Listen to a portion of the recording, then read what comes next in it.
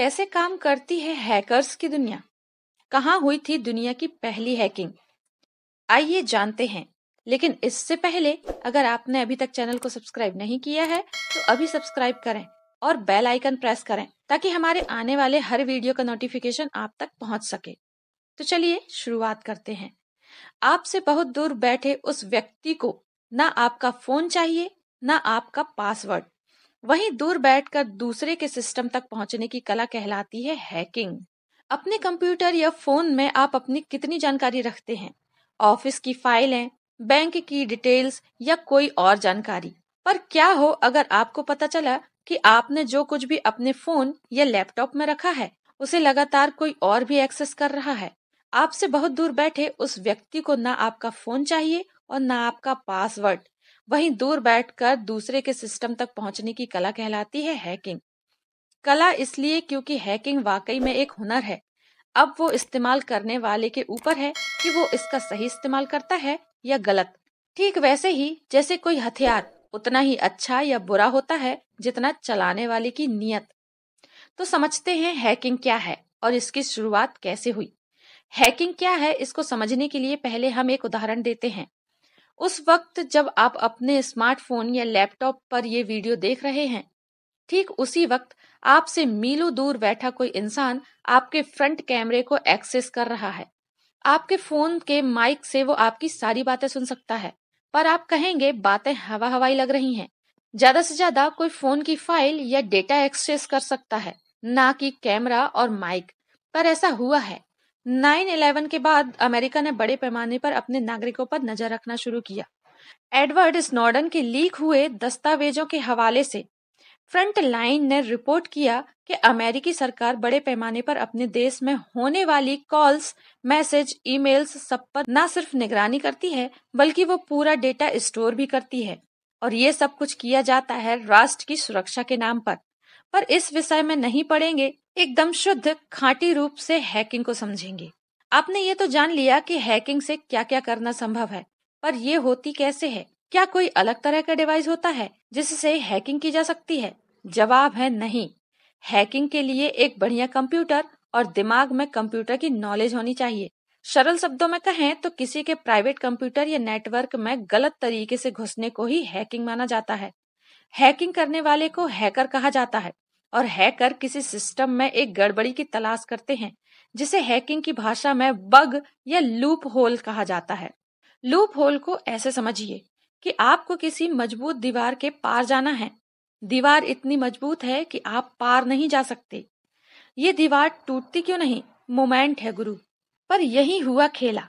क्या कि उस दीवार को बनाते वक्त एक ईंट पर थोड़ा कम सीमेंट इस्तेमाल हुआ और एक ईंट कमजोर रह गई, इतनी कि एक हथौड़ा पड़ते ही दीवार के आर पार दिखने लगा। ऐसी ही कमजोर ईंटें ढूंढते हैं हैकर्स और तमाम कंपनियां जैसे गूगल ऐसी कमजोर ईंटों माने बग को ढूंढने का प्राइज भी देती है। यानी आप अगर गूगल का कोई बग ढूंढकर उस कंपनी को बता देते हैं तो इसके बदले में आपको खूब सारे पैसे मिलते हैं। यानी आप पेरेंट्स से कह सकते हैं कि दिन भर इंटरनेट चला रहे हैं, बग ढूंढ रहे हैं, पैसे भी मिल रहे हैं, मजे ही मजे। कुछ केसेस में तो जॉब की पेशकश भी की जाती है। हैकिंग की शुरुआत कहाँ से हुई? हैकिंग का पहला चैप्टर लिखा गया था सन 1955 में। जगह थी अमेरिका की मशहूर मैसाच्यूसेट्स इंस्टीट्यूट ऑफ टेक्नोलॉजी, जिसे उसके शॉर्ट नाम MIT से ज्यादा जाना जाता है। MIT के कुछ स्टूडेंट को एक इलेक्ट्रॉनिक सिस्टम को काबू करने को कहा गया। उन्होंने इसे कर भी दिया और MIT गवाह बना इतिहास की पहली हैकिंग का। क्योंकि उस समय कंप्यूटर खरीदना महंगा था, इसलिए हैकिंग ने एक सिस्टम के जरिए दूसरे को एक्सेस कर समय और पैसा बचाया। ये एक शॉर्टकट था और तब ऐसा कोई शॉर्टकट गर्व की बात मानी जाती थी।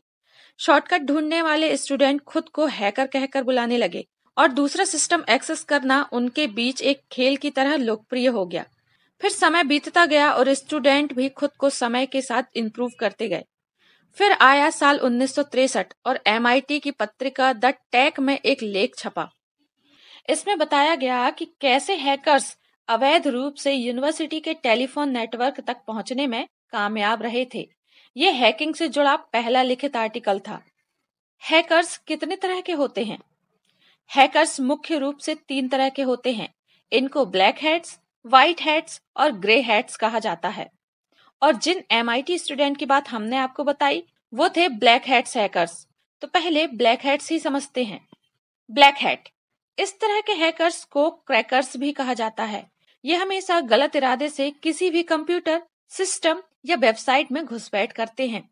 इनका उद्देश्य सिर्फ डेटा चोरी करना, बैंक खातों से पैसे चुराना, लोगों की निजी जानकारी चुरा कर बेचना होता है। ब्लैक हैट्स हैकर्स होते तो जीनियस हैं, पर ये अपने ज्ञान का इस्तेमाल हमेशा गैर कानूनी कामों को करने के लिए करते हैं। दूसरे होते हैं व्हाइट हैट्स हैकर्स। आपने शरीफ लोगों के लिए व्हाइट कॉलर शब्द सुना होगा, वैसे ही व्हाइट हैट्स हैकर्स भी शरीफ होते हैं।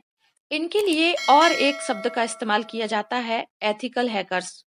एथिकल का शाब्दिक अर्थ देखें तो होता है नैतिक, यानी जो काम किसी अच्छे उद्देश्य से किया गया हो, यानी ये अच्छे वाले हैकर्स हैं। इनका नाम ब्लैक हैट्स हैकर्स से दुनिया को सुरक्षित रखना है। सरकारी संस्थाएं, बैंक, बिजनेस करने वाली कंपनियां व्हाइट हैट्स हैकर्स को अपने साथ रखती हैं। व्हाइट हैट हैकर्स कंपनियों में या फ्रीलांस के तौर पर काम करते हैं। ये लगातार अपने ग्राहकों को संभावित खतरों और साइबर अटैक से बचाने के लिए काम करते हैं। तीसरे होते हैं ग्रे हैट हैकर्स। हैट का कलर देखें तो लगता है ये ना पूरे ब्लैक हैं ना पूरे व्हाइट। इनकी सुई दोनों के बीच में ही कहीं टिकती है। ये आपके सिस्टम में घुसते तो चोरी से हैं, पर इनका इरादा चोरी करने का नहीं होता। ये अपनी प्रतिभा का इस्तेमाल साइबर सिक्योरिटी की दुनिया में नाम बनाने के लिए करते हैं। साथ ही ये किसी सिस्टम या वेबसाइट में घुसकर उसकी कमियां बताते हैं, जिससे आने वाले समय में सिस्टम सुरक्षित रहे। एक और तरीके के हैकर्स होते हैं जिनके बारे में हमें जानना चाहिए।